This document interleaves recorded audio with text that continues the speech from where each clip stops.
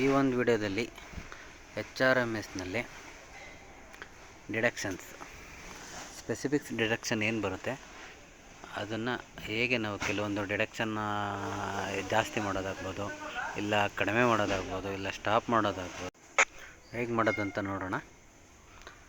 HRMS login ಆಗಬೇಕಾಗುತ್ತೆ first.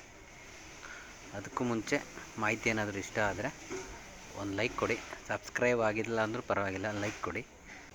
ಯಾಕಂದರೆ ನೀವು ಲೈಕ್ ಕೊಡೋದ್ರಿಂದ ಇನ್ನೊಬ್ರಿಗೆ ಇದು ಶೇರ್ ಆಗುತ್ತೆ. ಲೈಕ್ ಜಾಸ್ತಿ ಬಂದಷ್ಟು ಇನ್ನೊಬ್ರಿಗೆ ಶೋ ಆಗುತ್ತೆ, ಅಟ್ಲೀಸ್ಟ್ ಅವ್ರಿಗಾದ್ರೂ ಅನುಕೂಲ ಆಗುತ್ತೆ. ಓಕೆ, ನಾವೀಗ ಡೈರೆಕ್ಟ್ HRMS ಲಾಗಿನ್ಗೆ ಹೋಗೋಣ. ಓಕೆ, ಈಗ ಲಾಗಿನ್ ಓಪನ್ ಆಗಿರ್ಬೋದು. ಮೊದಲನೇದಾಗಿ ನಾವು ಡಿಡಕ್ಷನ್ ಮಾಡೋಣ. ಈ ಒಂದು ವಿಡಿಯೋದಲ್ಲಿ ಜಸ್ಟ್ ಡಿಡಕ್ಷನ್ ಹೇಗೆ ಇದನ್ನು ಅಪ್ಡೇಟ್ ಏನಿದೆ ಅದನ್ನು ಮಾತ್ರ ಮಾಡೋಣ. ಈಗ ನೀವು ಈ ಡಿಡಕ್ಷನಲ್ಲಿ ನೀವು ಏನು ಕಾಲಮ್ ಕಾಣ್ತೈತೆ ಪೇರೋಲಲ್ಲೇ ನಿಮಗೆ ಈ ಒಂದು ಏನು ಬರುತ್ತೆ ನಿಮಗೆ ಡಿಡಕ್ಷನ್ನು ಸಿಗೋದೇ ಇದರಲ್ಲಿ. ಸೊ ಈಗ ನಾವು ಡೈರೆಕ್ಟು ಪೇರೋಲ್ಗೆ ಹೋಗೋಣ.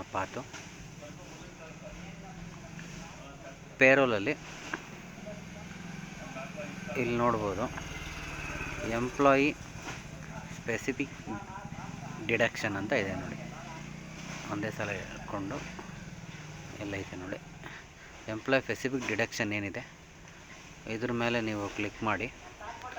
ಇಲ್ಲಿ ನಿಮಗೆ ಫಿಕ್ಸೆಡ್ ಅಂತ ಬರುತ್ತೆ, ಇಲ್ಲ ಇನ್ಸ್ಟಾಲ್ಮೆಂಟ್ ಅಂತಲೂ ಇರುತ್ತೆ. ನೀವು ಅದನ್ನು ಫಿಕ್ಸೆಡ್ ತೊಗೊಳ್ಳಿ.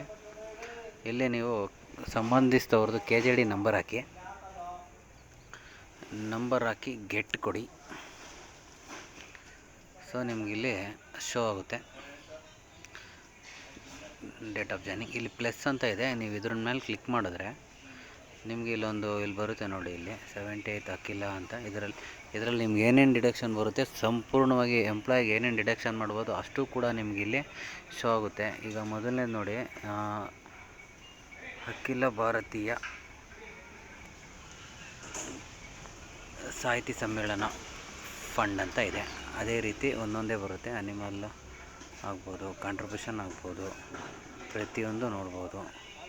ಎಲ್ಲ ಡಿಡಕ್ಷನ್ ಎಂಪ್ಲಾಯಿಗೆ ಯಾವ್ಯಾವ ಡಿಡಕ್ಷನ್ ಅಂತ ಇದೆ ಆ ಡಿಡಕ್ಷನ್ ಎಲ್ಲನೂ ಇಲ್ಲಿಂದನೇ ಡಿಡಕ್ಷನ್ ಆಗುತ್ತೆ. ಇಲ್ಲ ಅದು ಬಂದೇ ಬರುತ್ತೆ. ಡಿಫರೆನ್ಸ್ HRA ಆಗ್ಬೋದು, ಎಲೆಕ್ಟ್ರಿಸಿಟಿ ಚಾರ್ಜಸ್ ಆಗ್ಬೋದು, ಫರ್ನಿಚರ್ಸ್ ಮೇಂಟೆನೆನ್ಸ್ ಚಾರ್ಜಸ್ ಆಗ್ಬೋದು, ಫೈನ್ ಅಮೌಂಟ್ ಕೂಡ ಇಲ್ಲೇ ಬರುತ್ತೆ. ಓಕೆ, ಇದು ನೆಕ್ಸ್ಟ್ ಇರೋದು ಕೋವಿಡ್-19 ಏನಿದೆ ಆವಾಗ ಬಂದಿದೆ ಇದು. ನೆಕ್ಸ್ಟ್ ಇದು ಗ್ರೂಪ್ ಇನ್ಸೂರೆನ್ಸು ನಮಗೆ ರೆಗ್ಯುಲರಾಗಿ ಬರೋದು ಗ್ರೂಪ್ ಇನ್ಸೂರೆನ್ಸು. ಅದಾದಮೇಲೆ ಇನ್ಕಮ್ ಟ್ಯಾಕ್ಸ್ ಕೂಡ ಬರುತ್ತೆ. ಇನ್ಕಮ್ ಟ್ಯಾಕ್ಸ್ ಸರ್ಚಾರ್ಜಸ್ ಅದು ಕೂಡ ಬೇಕಾಗುತ್ತೆ. ಬಟ್ ರೆಗ್ಯುಲರಾಗಿ ಬರೋದು ಅದೆರಡು ಬರುತ್ತೆ ನಮಗೆ. ಅದಾದಮೇಲೆ ಇನ್ನೂ ಏನೇನು ಬರುತ್ತೆ ಅಂದರೆ ಇಲ್ಲಿ ನಿಮಗೆ ಇನ್ಕಮ್ ಟ್ಯಾಕ್ಸ್ ಸರ್ಚಾರ್ಜಸ್ ಆದಮೇಲೆ precedence maintenance charges, relief fund, rent, ಇಲ್ಲೇನೇನು ಬರುತ್ತೆ ನೋಡಿ. ಇದು ಫಾರೆಸ್ಟ್ವರೆಗೂ ಬರುತ್ತೆ. ಇನ್ನು ಅದಾದಮೇಲೆ ಇನ್ನೂ ಇದೆ. ಓಕೆ, ಕ್ವಾರ್ಟರ್ಸ್ ಆಗ್ಬೋದು.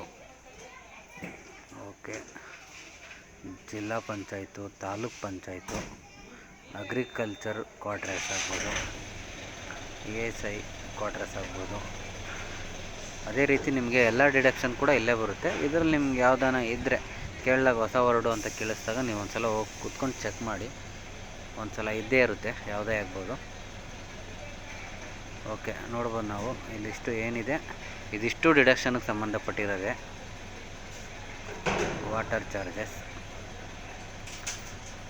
ಓಕೆ, ಇದರಲ್ಲಿ ನಾವು ಮೊದಲನೇದಾಗಿ ಇನ್ಕಮ್ ಟ್ಯಾಕ್ಸ್ ತೊಗೊಳ್ಳೋಣ.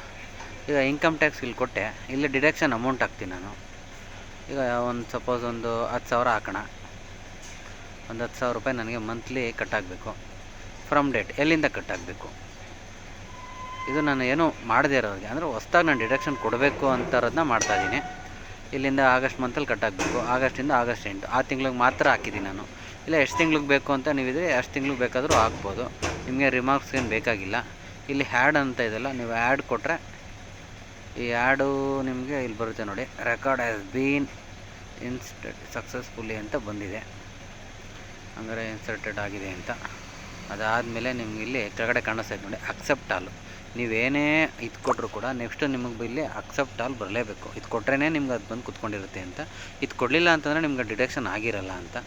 ಸೊ ಇದು ನೀವು ಕೊಟ್ಬಿಟ್ಟು ನೆಕ್ಸ್ಟ್ ಮುಂದೆ ಹೋಗಬೇಕು. ಈಗ ಸಪೋಸ್ ನಾನು 10,000 ಇದೆ ನನಗಿಲ್ಲ ಸ್ಟೇಟಸಲ್ಲಿ ಅನ್ಅಪ್ರೂವಲ್ ಲಿಸ್ಟಲ್ಲಿದೆ, ಇಲ್ಲ ನನಗಿದು 10,000 ರೂಪಾಯಿ ನನಗೆ ಬೇಡ ಅಂದರೆ ನೀವು ಎಡಿಟ್ ಕೂಡ ಮಾಡ್ಬೋದು, ಇಲ್ಲ ಡೆಲೀಟ್ ಕೂಡ ಮಾಡ್ಬೋದು. ನೀವು ಅಪ್ಡೇಟ್ ಮಾಡ್ತೀನಿ ಅಂದರೆ ಈಗ 10,000 ಇರೋದನ್ನ 5,000 ಹಾಕ್ತೀನಿ, 5,000 ಹಾಕ್ಬೋದು. ಅಲ್ಲಿ ನೀವು ಅಪ್ಡೇಟ್ ಕೊಟ್ಟರೆ ಅದು ಅಪ್ಡೇಟಾಗಿ ಬಂದು ಕೂತ್ಕೊಳ್ಳುತ್ತೆ, 5,000 ಬಂದು ಕೂತ್ಕೋತು. ಇಲ್ಲಿ ನೀವು ನೆಕ್ಸ್ಟು ಇಲ್ಲಿ ಎಡಿಟ್ ಬೇಡ ನಾನು ಡೆಲೀಟ್ ಮಾಡ್ತೀನಿ, ನೀವು ಡೆಲೀಟ್ ಕೊಟ್ಟರೆ ಡೆಲೀಟ್ ಆಗುತ್ತೆ. ಸೊ ಇದೇನು ಬರೋಲ್ಲ. ಇಲ್ಲ ಅಕ್ಸೆಪ್ಟ್ ಆಲ್ ಕೊಡ್ತೀನಿ ಅಂತಂದರೆ ಜಸ್ಟ್ ಅಪ್ರೂವ್ ಲೆಕ್ಕನೇ ಅದು, ನೀವು ಅಕ್ಸೆಪ್ಟ್ ಕೊಡೋದು.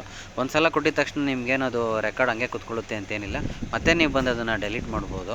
ಒಂದು ಕೊಡೋಕ್ಕಿಂತ ಮುಂಚೆ ಭಯ ಆಗೋದು ಆ ಥರ ಏನು ಇದರಲ್ಲಿ ಏನಿಲ್ಲ. ಇದರಲ್ಲಿ ನೀವು ಯಾವಾಗ ಬೇಕಾದರೂ ಎಡಿಟ್ ಮಾಡ್ಬೋದು, ಪವರ್ ಪೂರ್ತಿ ನಿಮ್ಮಲ್ಲೇ ಇರುತ್ತೆ.